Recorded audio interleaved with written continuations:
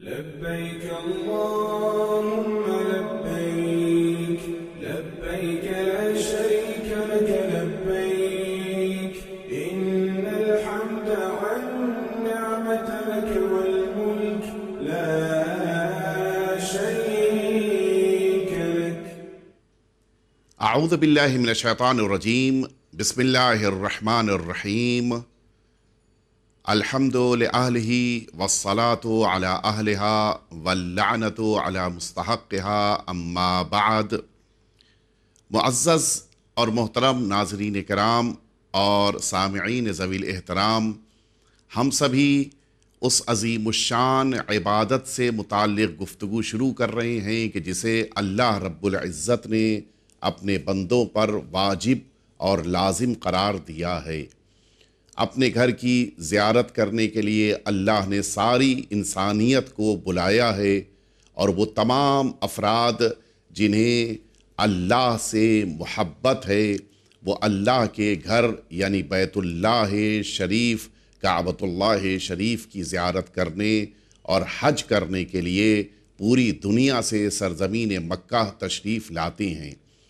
خدا میزبان ہوتا ہے، بندہ مہمان ہوتا ہے، اور پھر راستے کی آنے والی تمام مشکلات اسے اپنے لیے بہترین اللہ کی طرف سے ملنے والے اجر کی بنا پر سکون کا سبب اور ذریعہ بن جاتی ہیں. انسان خوش ہوتا ہے، فخر کرتا ہے، ناز کرتا ہے کہ اسے اس کے پروردگار نے اپنے گھر آنے کی اجازت دی. ہم سبھی اس اپنی واجب عبادت کو انجام دینے کے لیے جس موقع پر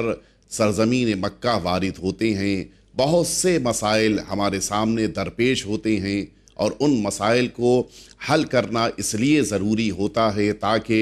ہم اپنے حج کو بہترین انداز سے انجام دے سکیں. اور نہ صرف یہ کہ بہترین انداز سے انجام دے سکیں، بلکہ صحیح طور پر انجام دینے کی بنا پر ہمارا حج اللہ کی بارگاہ میں قبول بھی ہو جائے اور ہم سبھی اللہ سے بہترین اجر پا سکیں. ہم اسی لیے اس پروگرام کے ذریعے سے وہ تمام ذمہ داریاں اور وہ تمام مسائل جو ہمارے سامنے آتے ہیں انہیں حل کرنے کی کوشش کر رہے ہیں، تاکہ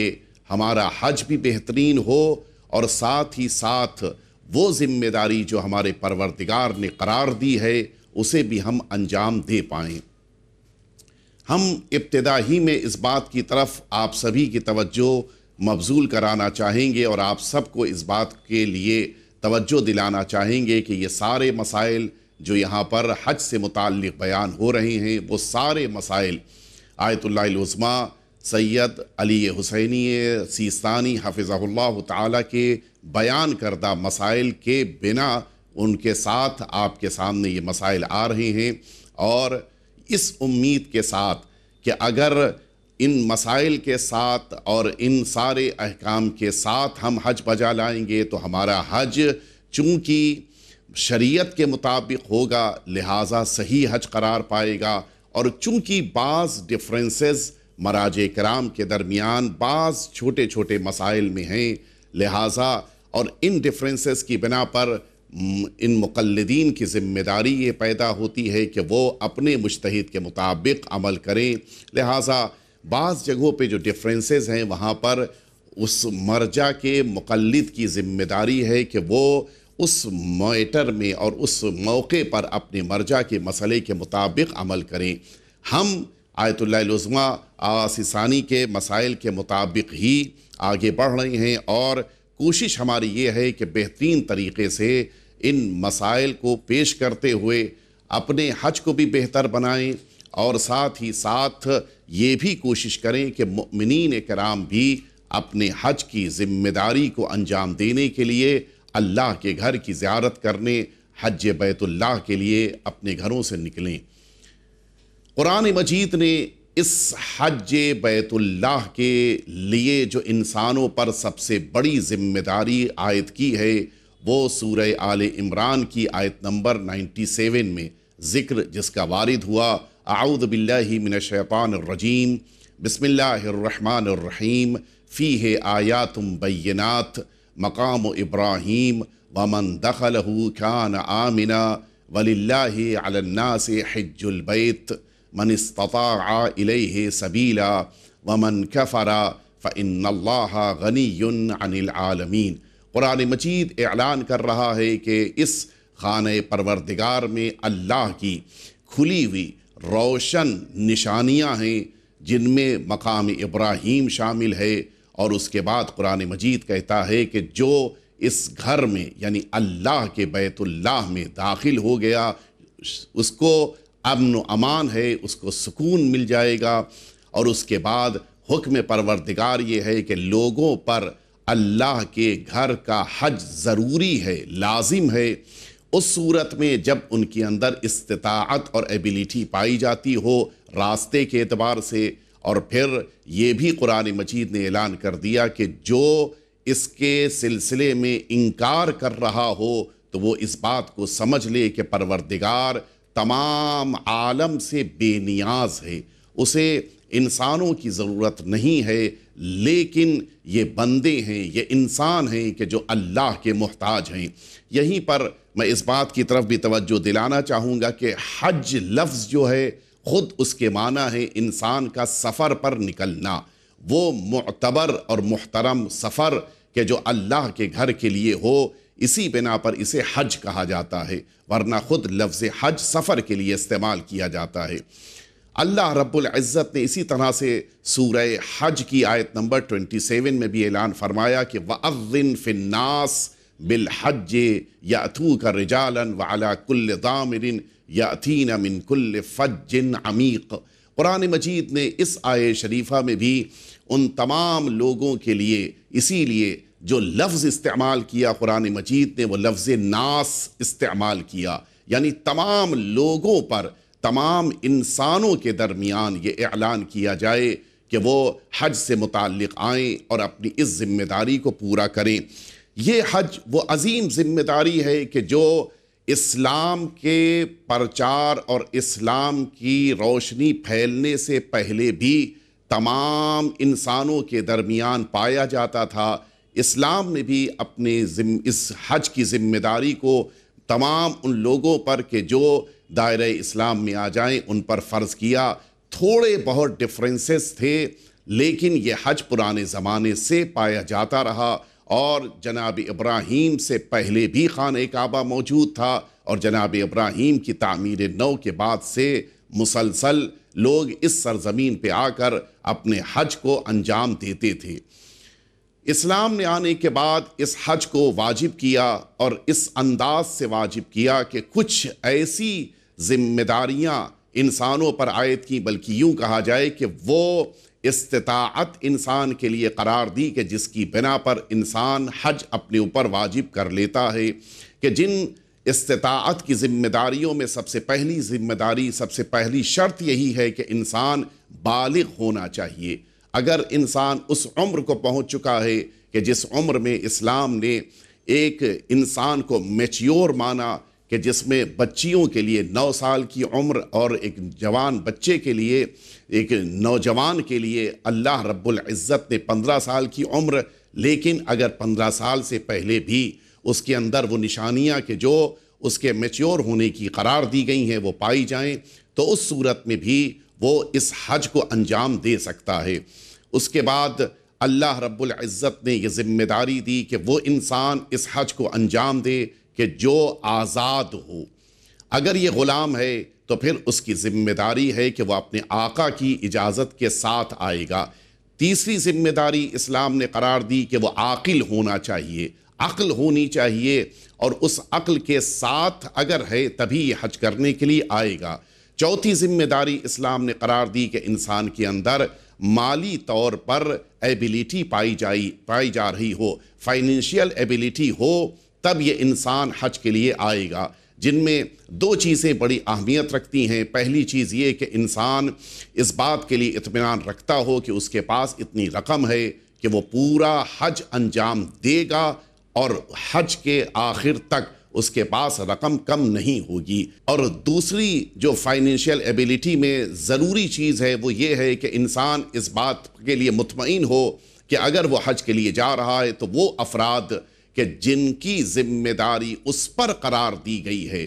وہ افراد اس کے حج پر جانے کے بعد اپنے اپنے مقام، اپنی اپنی جگہ، اپنے اپنے وطن میں آرام سے جس طرح سے بقیہ دنوں میں زندگی گزارتے تھے اس طرح سے وہ اپنی زندگی گزار سکیں۔ مثال کے طور پر ایک شخص اگر اپنے گھر سے نکل رہا ہے اور اس کے گھر میں اس کی زوجہ اور اس کے بچے موجود ہیں، تو یہ زوجہ اور بچوں کے پاس اتنی رقم ہونی چاہیے کہ وہ اس حج پر جانے والے مسافر کے واپس آنے تک صحیح طور پہ زندگی گزار سکیں۔ اگر یہ دو شرطیں پائی جا رہی ہیں تو اس صورت میں مالی طور پر یہ انسان استطاعت والا مستطیع سمجھا جائے گا اور اس کے اندر یہ ایبیلیٹی پیدا ہوگی کہ وہ حج کرنے کے لیے جائے۔ اس کے بعد پانچویں ذمہ داری، پانچویں شرط یہ ہے کہ انسان فزیکلی صحت مند ہونا چاہیے اور اس کے بدن میں اتنی طاقت اور توانائی ہو کہ وہ حج کے لیے جائے اور سارے حج کے ارکان کو بجا لا کر واپس آ سکے۔ چھٹی ذمہ داری یا شرط اسلام نے قرار دی ہے کہ انسان کے پاس اتنا وقت بچا ہو کہ وہ حج کرنے جا سکے۔ کبھی کبھی ایسا ہوتا ہے کہ انسان کو رقم مل گئی، پیسہ آ گیا، لیکن اب اتنا وقت نہیں بچا اس سال کے حج میں کہ وہ ساری ذمہ داریوں کو، مثال کے طور کے اوپر پاسپورٹ ریڈی ہو جائے، انسان کے پاس ویزا بھی آ جائے، ٹکٹس بھی اویلیبل ہوں، اور پھر وہاں جا کر جن ابھی باتوں کو بیان کیا جائے گا حج سے متعلق، یعنی عمرہ تمتع اور حج تمتع، ان سب کو بجا لانے کے لیے اس کے پاس اتنا وقت اور اتنی مہلت بھی ہونی چاہیے کہ وہ ان سب کو انجام دے لے جائے، تو اس سال واجب ہوگا۔ اور اگر یہ رقم اس کے پاس اس سال آ گئی ہے تو پھر وقت نہ ہونے کی بنا پر اس سال تو واجب نہیں ہوگا، لیکن رقم رہے گی تو اگلے سال اس پر واجب ہو جائے گا۔ اسی طرح سے وہ انسان کہ جو سفر حج کے لیے نکلنا چاہ رہا ہے، اس کی استطاعت کی ذمہ داریوں میں اور شرطوں میں یہ بھی بات ہے کہ راستے میں کسی قسم کی کوئی رکاوٹ نہیں ہونی چاہیے۔ بہت سارے اوقات بہت ساری ایسی رکاوٹیں پیدا ہو جاتی ہیں کہ جن رکاوٹوں کی بنا پر انسان کے لیے حج کرنا ممکن نہیں ہوتا۔ اگر رکاوٹ نہیں ہے تب اس پر حج واجب ہوگا، لیکن اگر کسی وجہ سے کسی قسم کی بھی رکاوٹ، چاہے وہ اس کی رکاوٹ ملکوں کی بنا پر پیدا ہو رہی ہو یا یہ رکاوٹ راستوں کی بنا پر پیدا ہو رہی ہو، یا جس کی ایک مثال روایتوں میں وارد ہوئی ہے کہ راستہ خطرناک ہو چکا ہو، تو ان صورتوں میں انسان کے لیے پھر اس سال کا حج واجب نہیں ہوگا۔ اگر یہ شرطیں پائی جا رہی ہیں اور انسان کے اندر استطاعت ہے تو پھر اب اس پر حج واجب ہوا، اور یہ جو حج واجب ہوگا وہ اب سوال یہ ہے کہ کون سا حج اس پر واجب ہوا۔ اسلام نے 3 طرح کے حج انسانوں کے لیے قرار دیے ہیں کہ جن میں پہلا حج حج تمتع کہلاتا ہے، دوسرا حج حج افراد کہلاتا ہے، تیسرا حج حج قران کہلاتا ہے۔ البتہ یہ تینوں ہی حج جو اصل ریئل ورڈ ہے جو عربک میں ہے وہ حج لفظ ہے، لیکن چونکہ ہمارے زبان کے اعتبار سے یہ لفظ استعمال ہوتا ہے حج تمتع یا حج افراد اور حج قران۔ یہ 3 حج ہم سبھی کے لیے اسلام نے قرار دیے ہیں، لیکن وہ افراد کے جو دور دراز علاقوں میں رہتے ہیں، مکہ معظمہ سے جن کا فاصلہ زیادہ ہے، وہ افراد صرف اور صرف اپنے لیے حج تمتع کو واجب قرار دیں گے اور ان کو حج تمتع انجام دینا ہے۔ 90 کلومیٹر سے زیادہ فاصلے پر رہنے والے تمام افراد اپنے لیے جس حج کو انجام دیں گے وہ حج تمتع کہلاتا ہے، لیکن وہ افراد کے جو 90 کلومیٹر کے اندر یعنی مکہ معظمہ کے قریب رہتے ہیں، ان تمام افراد کے لیے 2 حج اسلام نے رکھے ہیں، جن میں سے ایک یہی حج قران، دوسرا حج افراد ہے۔ بظاہر یہ بات کہ 2 حج ان لوگوں سے متعلق نہیں ہیں کہ جو مکہ معظمہ سے دور رہتے ہیں، لیکن کبھی کبھی حج تمتع کے لیے دور دراز علاقوں سے آنے والے افراد پر بھی یہ حج افراد واجب ہو جاتا ہے۔ اس صورت میں جب ان کے لیے اس وقت، چونکہ حج تمتع کے 2 پارٹ ہوتے ہیں، ایک عمرہ تمتع کہلاتا ہے، دوسرا حج تمتع کہلاتا ہے، ان کے لیے کسی مجبوری کی بنا پر حج تمتع کے پہلے پارٹ یعنی عمرہ تمتع کو انجام دینا ممکن نہ رہ جائے تو پھر ایسی صورت میں ان افراد کو اپنے حج تمتع کو حج افراد میں تبدیل کرتے ہوئے اپنے حج کو انجام دینا ہے۔ اب سوال یہ ہے کہ یہ حج افراد اور حج تمتع میں فرق کیا ہے؟ حج تمتع میں عمرہ تمتع کو حج تمتع سے پہلے انجام دینا ہے، جبکہ حج افراد جن پر فرض ہے ان کے لیے پہلے حج تمتع کو انجام دینا ہے اور اس کے بعد اپنے عمرے کو بجا لانا ہے۔ تو وہ افراد کے جو حج تمتع کرنے کے لیے گئے تو مکہ معظمہ، لیکن کسی مجبوری کی بنا پر ان کے لیے عمرہ انجام دینا ممکن نہ ہو، ان کو اپنے عمرے کو یہیں پر روک کر پہلے حج کو انجام دے لینا ہے، نیت کو چینج کرتے ہوئے کہ میں تمتع کے بجائے افراد کر رہا ہوں، اور پھر حج مکمل ہو جانے کے بعد ان کو اپنا عمرہ اس حج افراد کی ایک شق اور اس کے ایک پارٹ کے طور پر انجام دینا ہوتا ہے۔ لہٰذا میں سمجھتا ہوں کہ میری اس بات سے یہ بھی بات واضح ہو گئی کہ ان دونوں کے درمیان فرق بھی کلیئر ہو گیا کہ حج تمتع میں عمرہ تمتع پہلے ہے، جبکہ حج افراد میں عمرہ حج کے بعد انجام دیا جاتا ہے۔ یہ بھی اللہ نے اس لیے انتظام رکھا ہے کہ دنیا سے آنے والے افراد چونکہ ظاہر ہے کافی بڑی تعداد میں آ رہے ہیں، وہ اپنے عمرے کو پہلے انجام دے لیں گے، اور وہ افراد کے جو مکے کے آس پاس رہتے ہیں وہ حج کے بعد عمرہ انجام دیں گے، تو نتیجے میں ایک وقت میں کراؤڈ کم ہوگا۔ اس انتظام کے تحت پروردگار نے یہ دو طرح کے، بلکہ یوں کہا جائے کہ یہ اللہ رب العزت نے اچھے انتظام کے ساتھ انسانوں کو دو حصوں میں رکھا تاکہ حج کے موقع پر اس کراؤڈ کو کنٹرول کیا جا سکے۔ اللہ رب العزت نے ان انسانوں کے لیے جس حج کو فرض کیا ہے، اس حج میں انسان، جیسا میں نے ابھی عرض کیا کہ انسان اگر حج تمتع کرنے کے لیے آ رہا ہے تو اس کو دو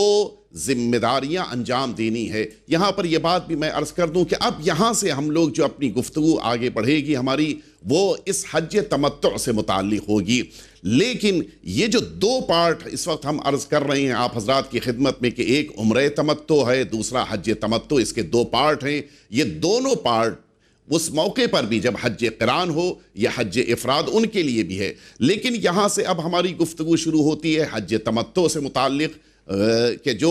ہم سب کے اوپر فرض قرار پاتا ہے، جو 90 کلومیٹر سے دور رہتے ہیں مکہ معظمہ سے۔ یہ افراد جو دنیا کے مختلف علاقوں سے آ رہے ہیں، انہیں اپنے حج کو انجام دینے کے لیے سب سے پہلے عمرہ تمتع انجام دینا ہے کہ جو حج کا پہلا پارٹ ہے، اور دوسرا حج تمتع انجام دینا ہے کہ جو اس حج کا دوسرا پارٹ ہے۔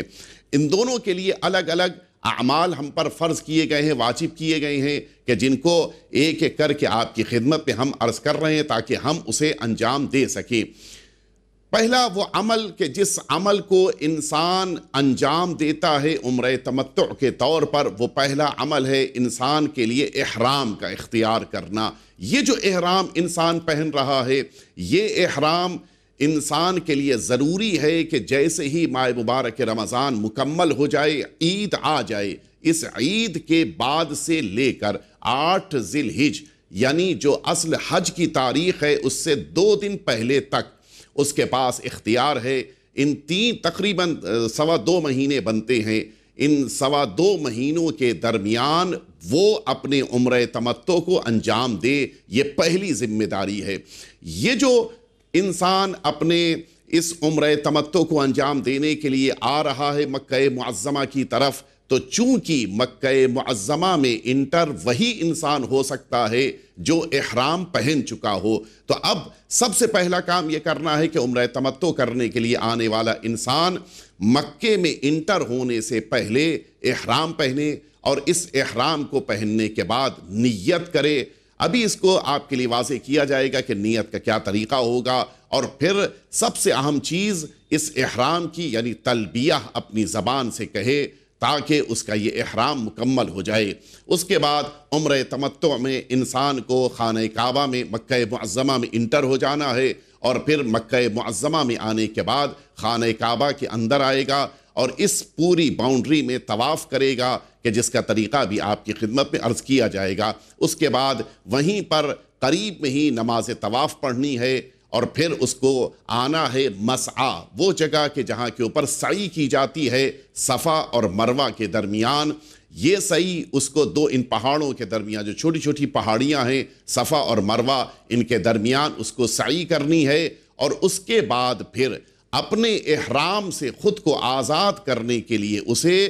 تقصیر کرنی ہوگی۔ تقصیر کہتے ہیں اپنے بال کو یا اپنے ناخون کو چھوٹا کرنا۔ اس طرح سے یہ انسان جیسے ہی تقصیر 5واں عمل انجام دے گا، وہ احرام جو پہن کر مکہ معظمہ میں انٹر ہوا تھا اس احرام سے آزاد ہو جائے گا۔ یہاں پر اس کا یہ عمرہ تمتع 8 ذی الحجہ سے پہلے کمپلیٹ ہو گیا۔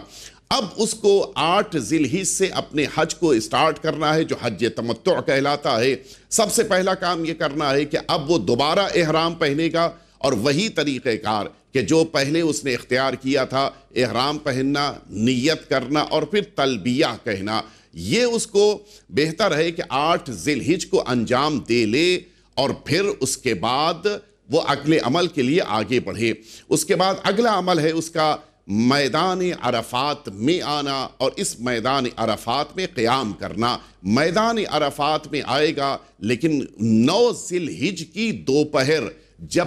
بالکل ظہر کا پہلا وقت آ جاتا ہے، اس وقت سے لے کر سورج کے ڈوبنے تک اسے میدان عرفات میں نیت کے ساتھ قیام کرنا ہے۔ یہ اس کا دوسرا عمل ہے۔ اس کے بعد جیسے ہی سورج ڈوب جائے گا، وہ اس میدان عرفات سے نکلے گا مزدلفہ کی طرف۔ البتہ مغربین کی نماز پڑھ لے، یہ بھی ممکن ہے اس کے لیے، مزدلفہ میں آ کر نماز پڑھے، یہ بھی ممکن ہے مغربین کی، کہ جس کی وضاحت آئندہ آئے گی۔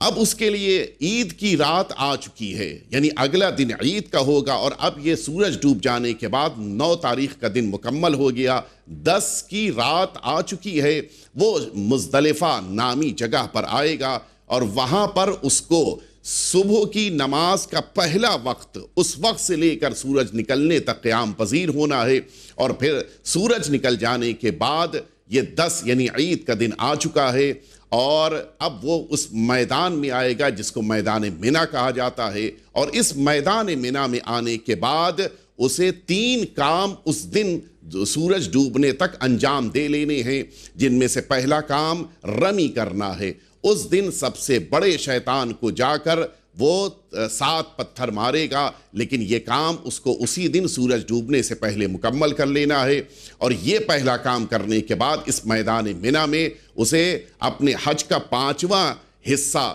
یعنی قربانی دینی ہے۔ یہ کام اس کو رمی کر لینے کے بعد، یعنی شیطان کو پتھر مارنے کے بعد انجام دینا ہے، اور اس کے بعد چھٹا حصہ، چھٹا کام جو حج تمتع کا اسے انجام دینا ہے، جو میدان منی کا تیسرا کام شمار ہوتا ہے، وہ اس انسان کو اپنے سر کے بال کو چھوٹا کرنا، یا ناخون چھوٹا کرنا، یا داڑھی کو چھوٹا کرنا ہے، یا پھر تقصیر کے بجائے اس کو حلق کرنا ہے۔ حلق کرنا یعنی اپنے سر کے سارے بال کو مرد کا اتار دینا۔ یہ مرد کے لیے خاص حکم، جو خاص حالتوں میں آئندہ جس کا ذکر آئے گا۔ یہ چھٹا عمل یہاں پر میدان منی کا اس دن کا شام تک کا عمل اس کا مکمل ہو گیا۔ اب اس کے پاس کچھ کام ہیں کہ جن کاموں کو اسے انجام دینا ہے، جن میں سے ایک کام یہ ہے کہ وہ منی میں ہی مقیم رہے، قیام پذیر رہے، اور پھر وہ پوری رات منی میں گزارے، اور اس کے بعد اگلا دن آئے، اور اگلا دن آنے کے بعد وہ ان 3 شیطانوں کو کہ جو وہاں پر میدان منی میں موجود ہیں، ابھی پہلے دن اس نے ایک شیطان کو پتھر مارا تھا، اب وہ دوسرے دن 3 شیطان کو 7 پتھر مارے، یہ دوسرا دن آ گیا۔ اور اس میدان منی کے دوسرے دن بھی وہ شام کو، رات کو وہیں پر مقیم رہے، اور پھر اگلے دن وہاں پر رک کر وہ پھر ان 3 شیطانوں کو پتھر مارے، اور دوپہر کا وقت یعنی ظہر کا وقت جیسے ہی آیا، وہ میدان منی سے مکے کی طرف روانہ ہو جائے۔ یہ اس انسان کے لیے کہ جو میدان منی میں مقیم ہے۔ لیکن اگر کوئی انسان اپنے اس عمل کے درمیان چاہے تو وہ خانہ کعبہ میں واپس مکہ معظمہ آ کر طواف کرے، یہ 7واں عمل ہے کہ جو حج کا ایک حصہ ہے۔ 8واں اس نماز کو پڑھے کہ جو طواف کے بعد پڑھی جانی ہے خانہ کعبہ کے پاس، اور اس کے بعد نواں پارٹ وہ سعی انجام دے، یعنی صفا اور مروہ پہاڑی کے درمیان 7 دفعہ اس کو آنا و جانا ہے، جس کا طریقہ عرض کیا جائے گا۔ اس کے بعد وہ اور ایک دفعہ خانہ کعبہ میں آئے اور ایک طواف نساء کی نیت کے ساتھ بجا لائے، اور اس کے بعد نماز طواف نساء۔ یہ جو اس نے 5 کام یہاں پر انجام دیے، یہ 5 کام مینا کے 3 کام پہلے دن کے انجام دے لینے کے بعد بھی اس کے لیے ممکن ہے کہ آئے خانہ کعبہ میں ان کاموں کو انجام دے لے، یا پھر اس کے پاس اختیار ہے کہ وہ واپس اس مینا سے نہ آئے، مینا ہی میں مقیم رہے۔ جب مینا سے عید کے اگلے دن یعنی 12 تاریخ کو واپس مکہ معظمہ آئے تو اس موقع پر بھی ان 5 کاموں کو وہ انجام دے سکتا ہے۔ لیکن ہر 2 صورت میں، یعنی اگر وہ اس میدان مینا سے واپس آ کر مکہ معظمہ میں یہ 5 انجام دے لے گا تو جیسے ہی 5واں عمل مکہ معظمہ میں انجام دے گا اس کا حج مکمل ہو جائے گا۔ لیکن اگر یہ 5 کام اس نے مینا کے قیام کے دوران اس مکہ معظمہ میں آ کر انجام دیا تو جیسے ہی مینا میں واپس جانے کے بعد 11 اور 12 تاریخ کو تینوں شیطانوں کو پتھر مارنے کے بعد اس مینا سے وہ باہر نکلے گا، اس کا حج مکمل ہو جائے گا۔ تو یہ طریقہ کار ہے کہ جس سے ہم کو اپنے حج کو انجام دیتے ہوئے حج کو مکمل کرنا ہے۔ لیکن یہ طریقہ کار میں ظاہر ہے کہ اب بیچ میں بہت سی ایسی صورتیں ہیں، بہت سی ایسی شقیں ہیں کہ جن کی وضاحت کرنی ضروری ہے اور جن کے بارے میں تفصیلی گفتگو کرنی ضروری ہے۔ ہم آپ کی خدمت میں ایک ایک عمل کو انجام دیتے جائیں گے۔ تو خلاصتاً ہم نے یہ بات آپ کی خدمت میں عرض کی کہ ہمیں اپنے حج کو، جو حج تمتع کہلاتا ہے، ان افراد کے لیے جو مکہ معظمہ سے 90 کلومیٹر کے زیادہ دور کے فاصلے پر رہتے ہیں، ان افراد کو اپنے حج تمتع کو 2 پارٹ میں انجام دینا ہے، جن کا پہلا حصہ عمرہ کہلاتا ہے، جو عمرہ تمتع کی نیت کے ساتھ بجا لائے جائے، جس کے 5 پارٹ ہیں، 5 حصے ہیں۔ اور اسی طرح سے جب حج تمتع کا یہ سیکنڈ پارٹ ہم انجام دے رہے ہوں گے تو اس موقع پر یہ 13 کام انجام دیے جائیں گے، اور پھر ایک انسان اپنے حج کو مکمل کر لے گا، اور پھر وہ اس ذمہ داری کے بجا لانے کی بنا پہ اللہ کے نیک بندوں میں کچھ اس طرح سے شامل ہوگا کہ جیسا کہ روایتوں میں وارد ہوا کہ حج مکمل کر لینے والا انسان اسی طرح سے اللہ کی بارگاہ میں پاک و صاف ہو جاتا ہے جس طرح سے ایک انسان جب دنیا میں آتا ہے تو بالکل گناہوں سے پاک صاف ہوتا ہے۔ اللہ رب العزت ہم سبھی کو یہ حج کی سعادت اور حج کی عبادت کی توفیق عنایت فرمائے، اور ہم سبھی کے حج کو رب العزت اپنی بارگاہ میں قبول فرمائے۔ وصلی اللہ علی سیدنا محمد وآلہ الطیبین الطاہرین۔ لبیک اللہم